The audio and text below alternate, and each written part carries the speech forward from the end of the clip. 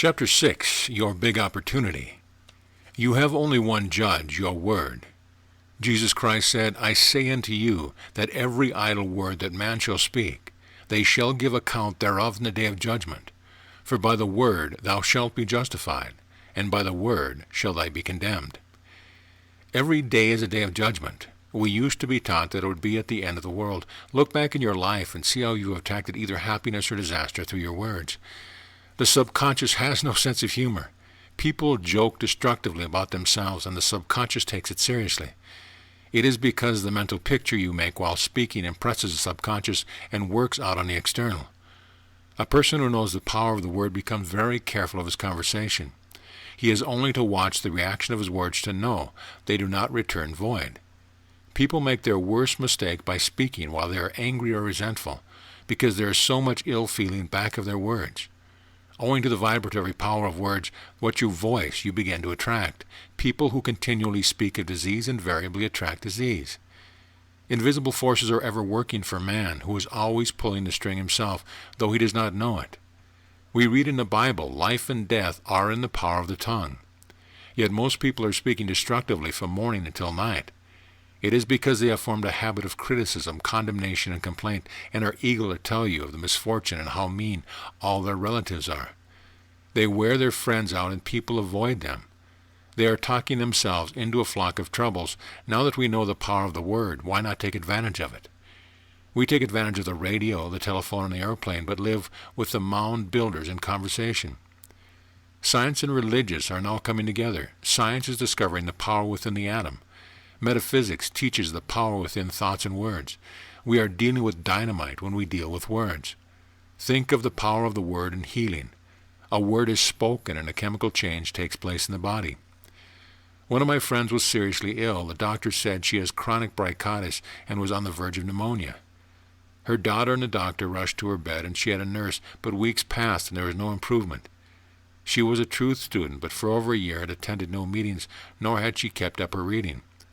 One morning she telephoned me and said, please speak the word and get me out of this. I can't stand it anymore. I'm not sick, I'm just disgusted. So much negative talk and thought it almost floored me. Through the spoken word and her affirmation of truth immediately, there was a change for the better. She had a strong hunch to go out and was told it would be dangerous, but by this time she was following divine guidance. She went out and called on me and said she was going to attend a luncheon the next day. What had happened? The words of truth were making a change in her mind, and chemical changes were taking place in her body. We were told that if we believe, never doubting, we can say to the mountain, be thou removed, and it would disappear into the sea. The inexhaustible energy in man is released by goodwill. A man free from fear, undisturbed by appearances, sending goodwill to men and nations, could say to these mountains of hate and war, be thou removed, and they would return to their native nothingness. Resentment and intolerance rob man of his power. We should have signs in the subways and shop, watch your thoughts, watch your words. Let us now be careful in directing this dynamic force within us.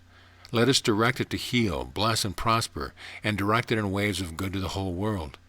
It goes out a mighty force, but noiseless. Thought, the strongest power in the universe, is without sound. Your goodwill sweeps all obstacles from your pathway, and your heart's desire is released from you. What is really yours? The answer is, all that the kingdom affords is yours. Every righteous desire of your heart is promised. There are 3,000 promises in the Bible, but these gifts can come to us only if we believe them possible. For everything comes through you, not to you. All life is vibration. Feel rich, and you attract riches. Feel success, and you become successful. I knew a small boy who was born in a little country town with no advantages, but he always felt successful. He had the conviction that when he grew up he would be a big artist. No one could discourage him because he was success. He had only success thoughts. He radiated success. At an early age, he left the small town and went to a big city, and to support himself, he got a position at a newspaper, artist on a daily paper. All this without previous preparation. It never occurred to him that it could not be done. He went to an art school and immediately became a shining light. He never studied in an academic way. Whatever he once saw, he remembered. In a few years, he went to a still larger city and became a well-known artist. This success came to him because he was already seen success. I will give you the land that thou seest. The children of Israel were told that they could all have the land that they could see. The Bible is a metaphysical book, and it is speaking to the individual. This minute it says to each of us, I will give to you the land that you seeth. So what are you seeing with your inner eye? What pictures are you inviting into your life? The imaging faculty has been called the scissors of the mind. If you have failure thoughts, reverse the thought with a success thought. This sounds easy enough to do, but when a failure thought has become a habit, it takes eternal vigilance to dislodge it. That is when a powerful affirmation is needed.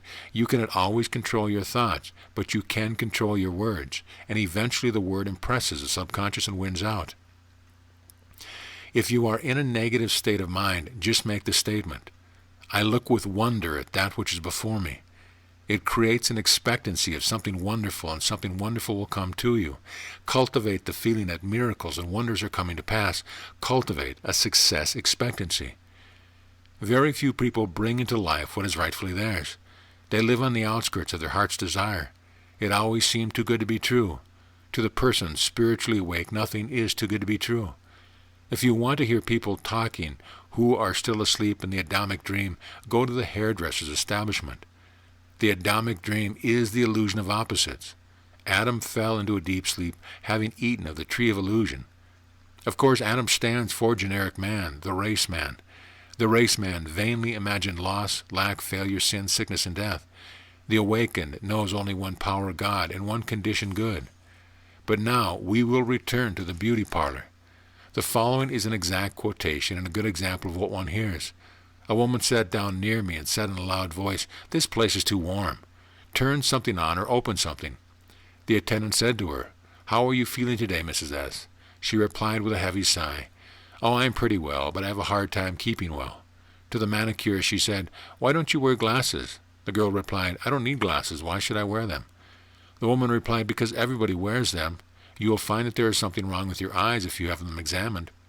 When she finally leaves, they all feel limp and wonder if they really were well or only seem to be well. She leaves a trail of apprehension and gloom. This is a sample of what one hears from nearly every booth, the way people talk. It is appalling when one knows the power of the word and what they are attracting, for they are nearly all describing illnesses or operations. You combine with what you notice, so you do not describe anything destructive for you to begin to combine with. What is really yours? The blessing you bring to yourself, though your spoken or silent word, the things you see with your inner eye. Only your doubts, fears, and resentment keep your good from you. If you hate or resent a situation, you have fastened it to you, for you attract what you fear or dislike. For example, someone has been unjust to you, and you are filled with wrath and resentment. You cannot forgive that person. Time rolls on, and another person does the same thing. It is because you have a picture of injustice engraved until you think you are cursed with misfortune and injustice. There is only one way to neutralize it. Be absolutely undisturbed by injustice, and send goodwill to all concerned.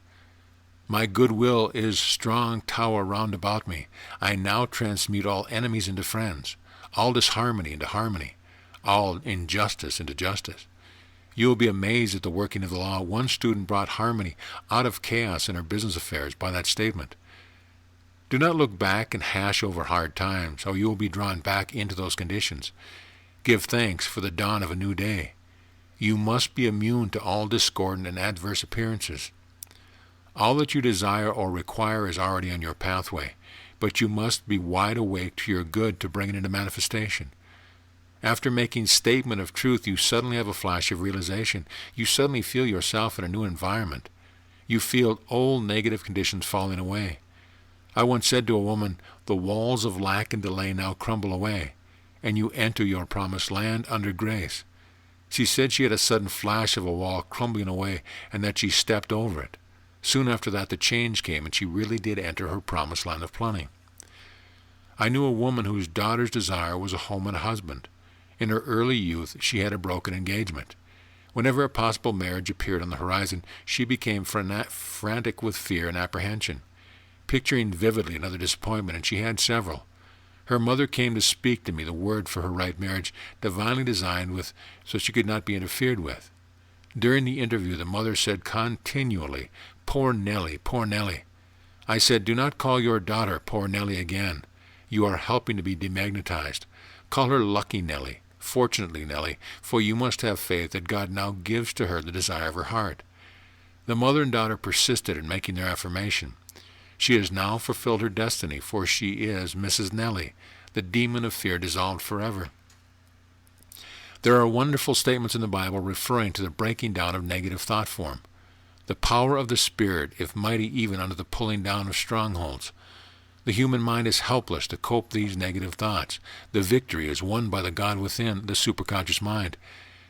Brethren, whatsoever things are true, whatsoever things are honest, whatsoever things are just, whatsoever things are pure, whatsoever things are lovely, whatsoever things are of good report, if there be any virtue, and there be any praise, think on these. If people obeyed this, general conversation would come to a standstill for a while until people learned to talk about constructive things. End of chapter.